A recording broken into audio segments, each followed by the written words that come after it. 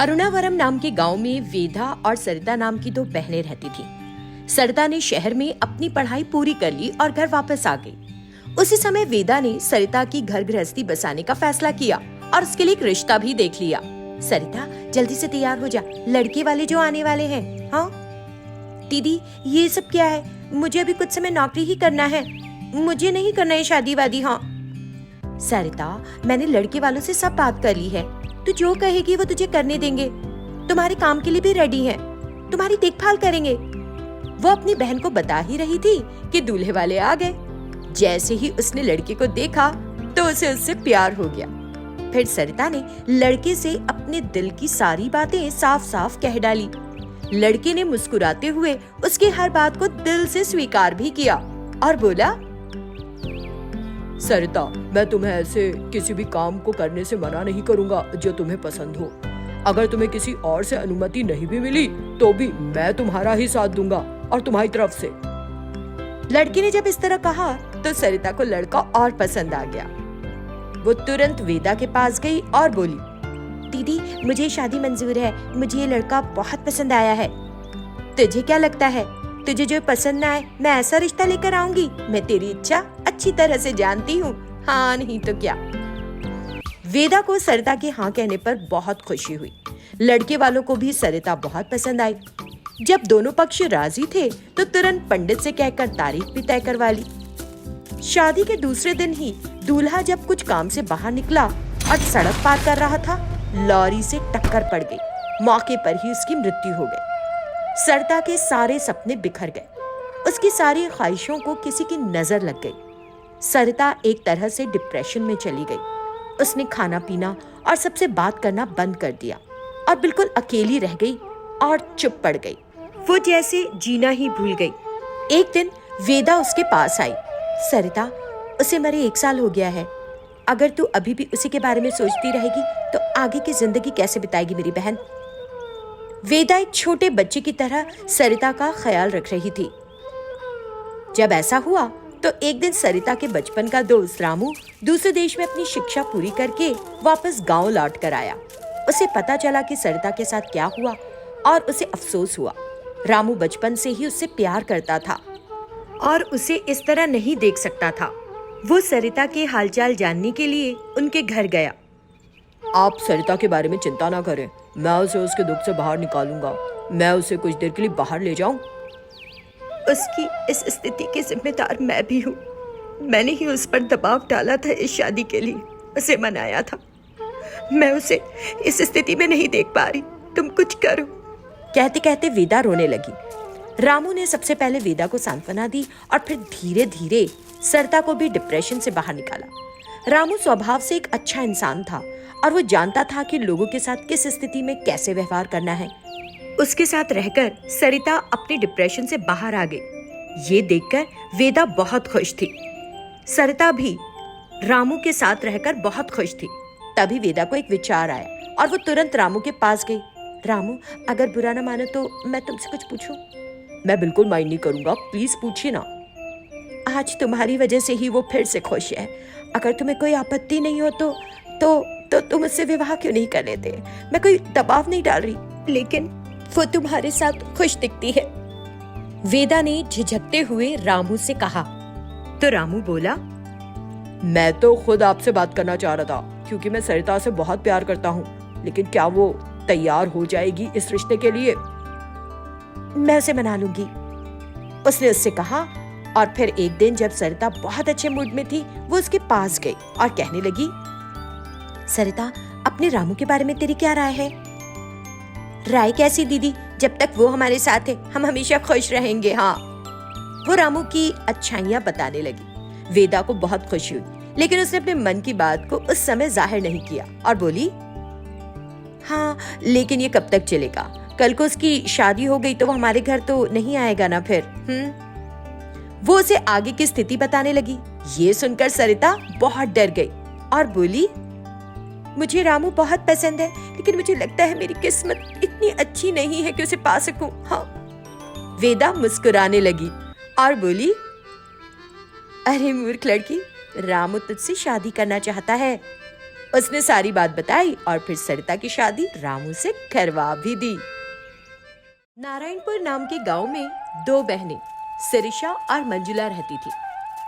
उन्होंने अपने माता पिता को बचपन में ही खो दिया था, इसीलिए दोनों बड़ी कड़ी मेहनत करके अपना जीवन यापन कर रही थी। एक दिन जब दोनों बहनें अपने स्कूल में थीं, तो एक अमीर जोड़ा वहां आया, जिनकी शादी को बहुत अरसा बीत चुका था, लेकिन कोई संतान नहीं थी। और जब उन्होंने इन दो लड़कियों के बारे में सुना, तो वे उनमें से किसी एक को अडॉप्ट करने की सोचने लगे। दोनों बच्चियों को देखकर ये जोड़ा काफी खुश था, लेकिन समस्या ये थी कि वे दोनों में से किसी एक का ही खर्चा और देखभाल करने की जिम्मेदारी उठा सकते थे। उन्होंने दोनों बहनों को भली भांति देखा और मंजुला को लेने और उसे अपनी बेटी के रूप में अपनाने के लिए तैयार भी हो गए। सिरिशा भी खुशी खुशी राजी हो गई। उसने सोचा कि कम से कम उसकी छोटी बहन तो खुश रहेगी। मंजुला को गोद लेने के बाद उन दंपत्ति का भाग्योदय हो गया। वे बहुत अमीर हो गए। उन्होंने मंजुला को महंगे स्कूल और कॉलेज में भेजा और खूब पढ़ाया। उधर सिरिशा उसी गांव में रह रही थी। काफी समय बीत गया। पढ़ाई करने के बाद मंजुला को एक अच्छी नौकरी मिल गई और वो अच्छा खासा पैसा कमा रही थी, लेकिन उसे इस बात से कोई लेना देना नहीं था कि गांव में उसकी एक बहन भी रहती है। सिरिशा एक अध्यापिका के रूप में गांव में काम कर रही थी। वो हमेशा अपनी बहन मंजुला के बारे में सोचती थी। कुछ समय बाद मंजुला की शादी एक अमीर लड़के से तय हो गई। उसकी खुशियों की कोई सीमा नहीं थी। फिर सिरिशा की शादी की तैयारी होने लगी। कार्ड छपवाए गए और उन सभी के नाम लिखे गए जिन्हें निमंत्रण पत्र दिए जाने थे। उसने वो लिस्ट अपने पिता शेखर को देना चाही, लेकिन उस लिस्ट में सिरिशा का नाम नहीं था। तब शेखर ने मंजुला से पूछा, मंजुला, मुझे आशा है तुम्हें याद है कि तुम्हारी एक बहन भी है। पूछने पर उसने अनसुना किया और हाँ होगी, आप क्यों पूछ रहे हैं? हाँ। जब उसने इस तरह लापरवाही से कहा तो शेखर नाराज हो गया। ये शादी तुम्हारी बड़ी बहन के हाथों ही होगी। मुझे उसका पता मिल गया है। तुम जाकर उसे ले आओ यहाँ, ठीक है ना? उन्होंने कहा और वहां से चले गए। सिरिशा के पास कोई ऑप्शन नहीं था। वो अपनी कार लेकर अपने गांव के लिए निकली। जैसे ही सिरिशा ने उसे देखा, उसकी प्रसन्नता की सीमा न रही। उसने तुरंत जाकर मंजुला को गले लगा लिया। कितनी बड़ी हो गई है, कैसी है तू रे? बता ना, कैसी है तू? तो वो एक के बाद एक सवाल पूछने लगी, पर मंजुला को उसका इस तरह प्यार बरसाना पसंद नहीं आ रहा था। वो तो चिढ़ रही थी, साथ ही आसपास के वातावरण से भी उसे नफरत हो रही थी। उधर सिरिशा सबसे अपनी बहन को मिलवा रही थी और फिर वो उसे लेकर घर के अंदर गई। घर बहुत छोटा था। ये देखकर मंजुला बोली, क्या तुम यहाँ रहती हो? हाँ मंजुला, माँ बाप के साथ हमारी जो मीठी मीठी यादें हैं वो सब इसी घर में तो है। हाँ तुझे याद है ना? उसने एक एक करके बचपन की बातें उसे याद दिलाई। तुझे इतने सालों के बाद मेरी याद आई है रे?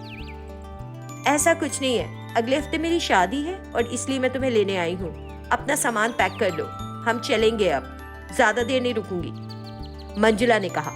सिरिशा ने जैसे उसकी बात सुनी, उसकी खुशी का ठिकाना नहीं रहा। वो तुरंत किचन में गई और थोड़ी चीनी लेकर आई। कितनी अच्छी खुशखबरी सुनाई तूने। उसने मंजुला के मुंह में शक्कर डालने की कोशिश की तो मंजुला नाराज होकर, ओहो ये क्या कर रही हो?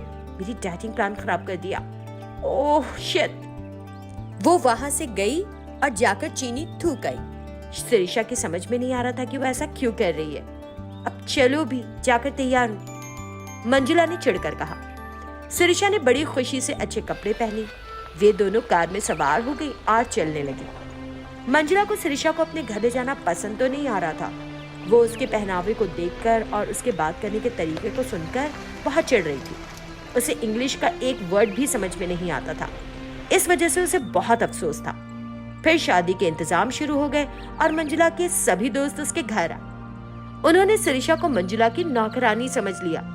क्या तुम चाय लाओगी हमारे लिए? वे उसे काम बता रहे थे। सिरिशा को कुछ समझ नहीं आ रहा था।